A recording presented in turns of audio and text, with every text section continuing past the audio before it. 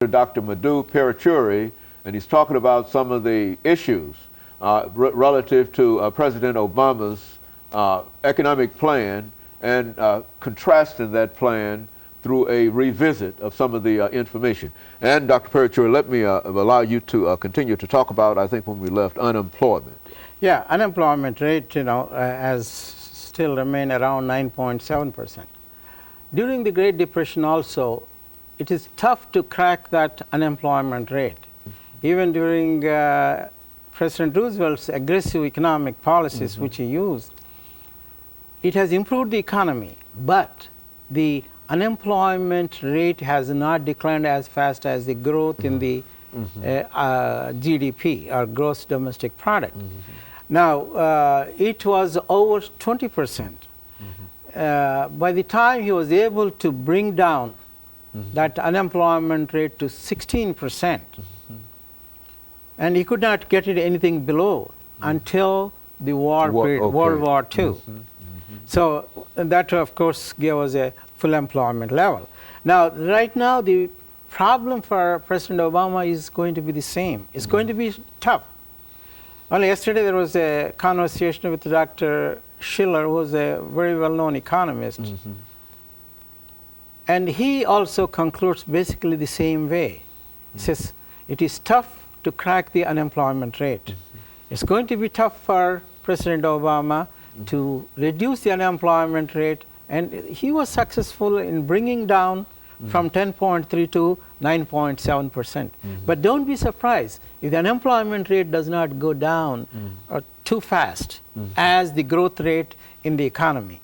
So this is why he has been implementing so many plans to cut down this unemployment rate, starting off with the infrastructure that deals with the transportation, roads and streets and all that, and then also the national parks, clean up the national parks, provide the swimming pools and all those things which are provided, other facilities which are lagging in most of these. Most of these in national parks are in a dilapidated conditions. So he could put a lot of money and employ a lot more people.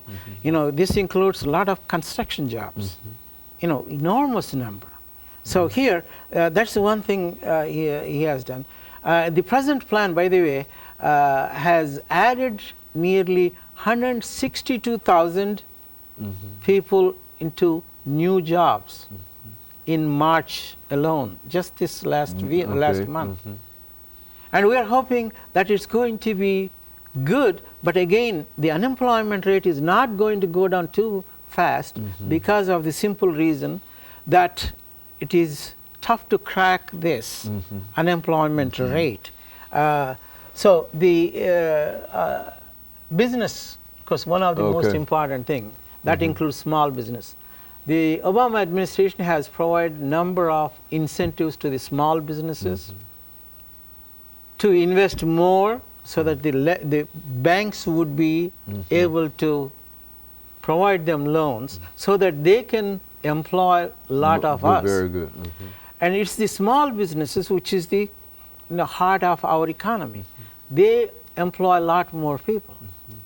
So here, the Obama administration has been pushing very hard to provide them help through the bank loans and also direct subsidy programs. If they hire someone who is unemployed for more than 27 weeks, if they hire, they will get some financial compensation as an incentive. So that is what they have been trying.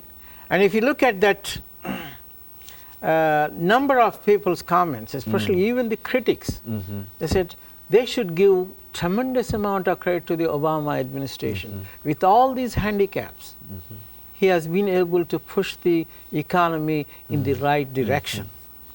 Now then we talk about these problems. How is he going to get rid of these problems?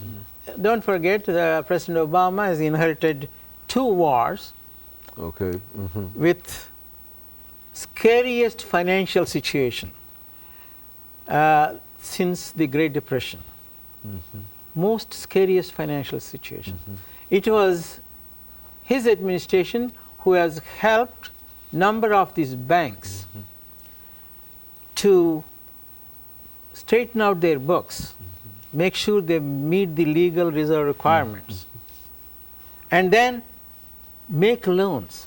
And the Obama administration has been pushing all these banks to make too many loans for the people, so that if people have money in their hands, they would come around and spend. One of the major thrust is to see to it that the people with more money in their hands and they turn around and spend, that is going to create more jobs to others, and so on and so forth. We call this a multiplier effect. Okay, so if the government spends $1, it is going to multiply so many times and create that income in the economy. Now that is what the Obama administration has been trying very hard, just like what President Roosevelt had done. Now, excuse me. Yes. Now, this is aimed primarily at those individuals who might be called discouraged workers. Is that? It's not only the discouraged workers, but also for the rest of the population. Rest of the people who are looking for jobs. The hardcore unemployed is only 6.5.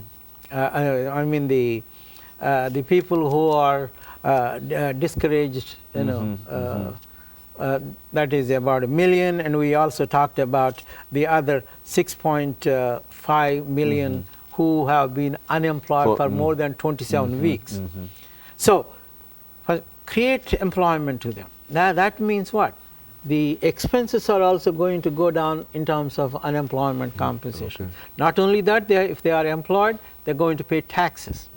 So the idea there is to cut down not only the deficit, the national debt, and at the same time create more jobs and more income, and it's going to multiply so many more times, so that more people are going to be employed, and hopefully to reach that full employment level. That is what the objectives of the so here the Obama administration has started a stimulus plan. The stimulus plan amounts to about $787 billion package. In addition to that, they have passed a piece of legislation with $940 billion for 10 years, the health care plan, to help improve the health conditions of the nation, especially the poor people. More than 30 million people who have been without the health insurance. That's an astounding and amazing number of people. It is an amazing number. And of course, the next thing is, are the rich folks happy? Is the Wall Street people, are they happy? And they are more happy than anybody you can think of. Because if you look at the stock market, it has gone up more than 74% from its recessionary low in March 2009. So in other words, the economy has been improving. The prices of the stocks have gone up only because the potential for income earning capacity has been increasing. So there is a direct relationship between the earning power and the price of the stock. So if you look at that, starting from last year, March 9th, that was, you know, we were talking, even before that we were talking about the same thing. So the Wall Street is more comfortable than any of us. And that's why they are pumping in more money into the stocks and bonds. And don't forget, the interest rates are at its lowest point. What they call prime rate, which the bankers give to their best customers, is only around 3.25. So what you are looking at is the different segments of the economy in which you would see a very, very positive economic growth. Okay, and of course, Dr. Paruchuri, we'll get in right for the last minute of the show, but when you say overall, and I think that what you said has simply indicated that there's been a tremendous upturn in reference to the economy, and by revisiting this, that we can find that there are a lot of positive things that come out of it that probably would not have been positives had not this plan been put into operation. Would you say that that yes, might be? Yes, it is, and we must also give credit to Secretary Paulson. Very good. And of course, let me encourage our audience to tune in again next week for We'll another informative edition of Comments. Thank you and